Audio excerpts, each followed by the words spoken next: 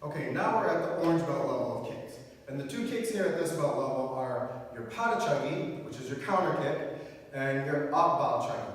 So now you're starting to get into a little bit of the Korean names of the kicks. And these are just the common known name for the kick all through Taekwondo.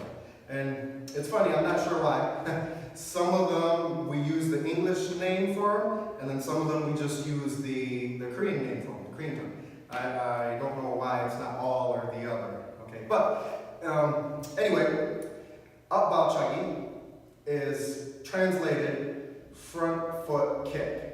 So that can kind of mean a bunch of variations of kicks. But to break it down to what an actual up bow chagi is, it's a front leg roundhouse kick. Now both of these kicks are counterattack kicks, meaning I throw them after the opponent throws a kick at me. And there's different windows of opportunity when you're going to execute the kick. So I'll show you a couple of different ways to use both of these kicks. chagi means counter kick. And these are both roundhouse kicks, so the versions of roundhouse kick. So we'll look at the up bow chagi first. So in your guarding stance here, it's a counter kick. So somebody would be initiating a movement at me. I'm going to lean my weight back, pick my front leg up, pitch that knee here nice and tight, and then snap my roundhouse kick. If I time it right and my perception was accurate, they should then run into my roundhouse kick. So it looks like this. It's a very simple movement. 1, 2. So in its fluid form, if I'm bouncing, kind of staying ready, up, just snap that leg up nice and easy, up. What do I do with my arms? Up. Always rotating, counter-rotating for the weight, especially on a front leg kick because I have very little leverage to create a lot of power, so I really am going to have to rely on my foundation and my technique in order to make this technique strong, in order to make this kick strong and work for me. So here, up, up. So that would be an immediate up bow chagi, immediate counter-attack kick. There's a second version that you can use where you pull the front leg back. I draw back like this. And then I knee pitch and snap. Oh.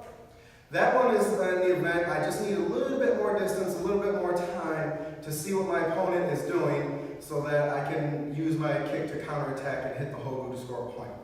So in this position here, up, drive back down, up, up.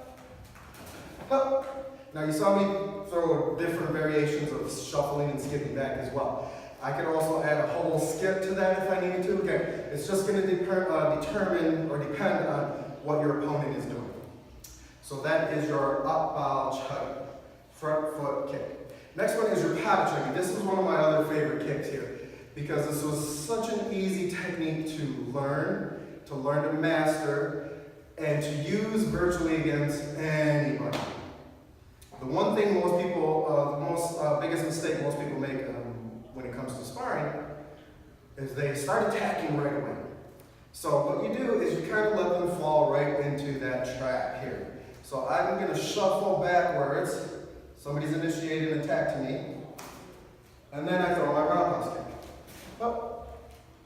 So that way they are running, essentially again, running into my kick. I'm moving out of the way, but the reason I'm moving is I want to move out of the way of a kick, not just because somebody gets close to me. I want that kick to come in, so I move out of the way so the foot misses me. As theirs is missing and dropping down, my foot is coming up for the perfectly timed counterattack. So watch this again. It's 2 movements. Skip back, up, roundhouse kick, up. One more time, up, up. Now I'll show you that from the side, a little bit faster motion.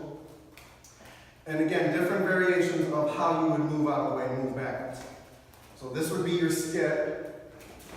Up. Up. I actually prefer lunging. It works a little bit better and I can do it a little faster. You'll have to play around and find out which one works best for you. Lunging would be moving with the back foot first.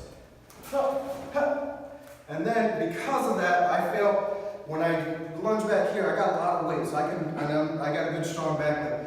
I can really spring off with a lot of power and velocity here to throw a good, strong, hard kick.